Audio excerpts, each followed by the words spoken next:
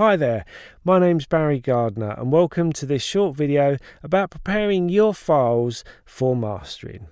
So I need WAV files or AIFF files. I require 24-bit files or 32-bit files. Either is fine, not a problem. So no limiting, no clipping on the master output of your DAW on the mixer.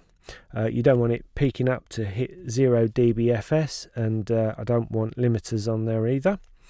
You can, if you really think it's helping glue the mix together or make a better mix ultimately, you can have a compressor that you've been mixing into that's maybe doing a couple of decibels of gain reduction. That's fine, but do a before and after using the makeup gain to level match before and after compression, then bypass the compression to actually double check to make sure it really is enhancing the music as opposed to just increasing the level that you hear. If you've been mixing into a limiter, which isn't a particularly good practice because it tends to work against your volume movements. If you increase the level of something, the limiting is just going to be bringing it down. But if you do remove a limiter at the end of mixing, if it's just a couple of dB gain reduction, it's probably going to be totally fine. But do beware of overs once you've removed that limiter, because sometimes some of the transients which would otherwise have been arrested by your limiter could peak up and hit 0 dBFS and cause some clipping, so watch out for that. Before sending me your file, please have a listen through on headphones for clicks and glitches, and do this with the actual bounced file, not the workstation session. Listen to the actual bounced file that you're going to send to me, because you don't know if your processor is overloaded or there was some kind of glitch during the export or bounce process.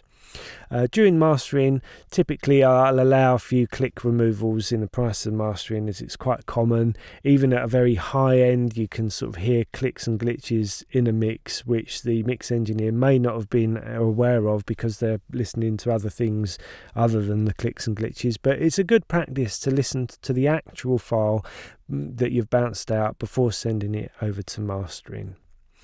I strongly recommend checking your mix in mono before sending it over to me, so listen to all the sound sources. When you've monoed your stereo output using your monitor controller or your audio workstation, if something is out of phase between the left and right channels, there's a fairly good chance that it will completely disappear in the mix, or at least sound very different tonally and or drop in level very significantly. So if I hear that kind of issue, often it's not really possible to rectify those kind of things during the mastering process, so that sometimes comes up, and it's a very important thing to work out. So do check your mixes in mono. It can also cause unnecessary delays. Especially you can listen to sources that may have stereo width enhancers or wideners.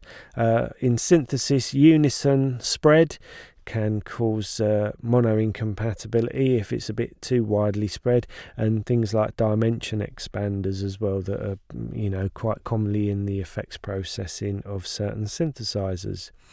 If you're a vocalist or if you have a vocal in your mix, please do a double check for sibilance and vocal popping. That's quite common as a defect that can be irritating to have too much in the S's, or vocal pops, which I'm sure you know what they are. Low frequency sort of air blasts into the microphone. That's the reason why I've got a lot of pop filtering on here, because you can get rid of them. It is possible, but they can be tricky, so it's preferable that they're not in the recordings in the first place. But I do listen out for those kind of things here, but it's a good practice to check your mixes before sending them to mastering for excessive sibilance and vocal pops. When you actually bounce a file, could you please make sure that there's a bit of silence before the onset of audio with your left locator, and also make sure that your right locator is positioned some way out from the end of your track, because sometimes decays of reverbs or synthesizer decays or other sounds get abruptly cut off. It's quite surprising how many people cut that very last bit of audio off when they're bouncing. I suppose you've come to an end of a mix and you're all excited and these little mistakes happen at the end. So just make sure you got 2 or 3 seconds right at the back of just silence. Let it sort of decay nicely so everything's all still there, and then I don't have to come back to you and suggest that you rebounce it. So that's a good practice, obviously.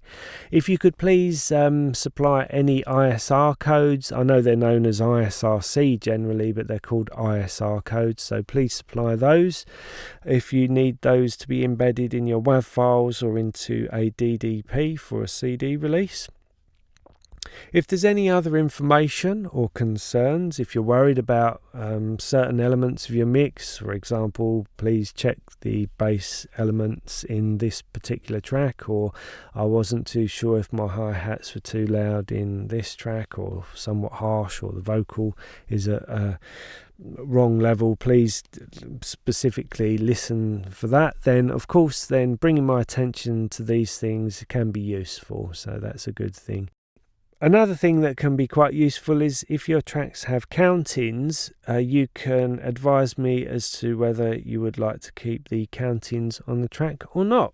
That's quite useful, because sometimes people want that studio vibe at the beginning of a track, just to add a bit of, studio sensation for the listener, and some people want them cut straight off. So give us an indication if you've got countings on your track. Some people like to send a reference track, and that can be for either volume or tonality.